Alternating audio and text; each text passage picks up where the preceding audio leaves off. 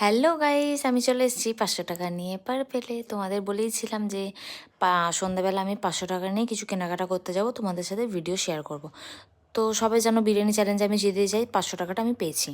তো চলে এসেছি পার্পেলে, আমার কিছু নেওয়ার ছিল, তোমাদের একটু ঘুরিয়ে দেখিয়ে দিলাম। তো 500 টাকা নিয়ে গেছি গাইস, 500 টাকার তো হয়নি, আরও বেশি হয়ে গেছে। তো পার্পেলে যাওয়া মানে তোমরা জানোই অনেক টাকার বিল হবে। তো তারপর তোমাদের দেখাচ্ছি এক এক করে যে আমি কী কী নিয়েছি।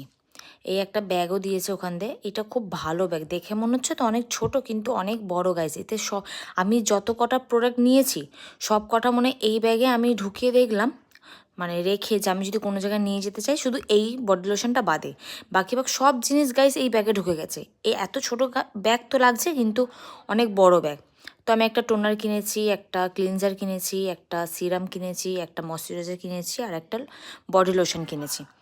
তো এই কটার গাইস বিল হয়েছে আমার 500 টাকা নিয়ে গিয়ে 5,000 টাকার বিল হয়েছে।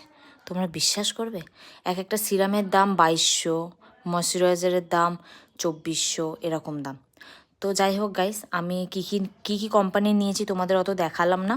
তো তোমরা যদি দেখতে চাও আমার স্কিন কেয়ার, তো কমেন্টে জানিও, তাহলে আমি পরের ভিডিওতে তোমাদের স্কিন কেয়ারের কী করি ইস্তেমাল, তাহলে তোমাদের আমি দেখাবো।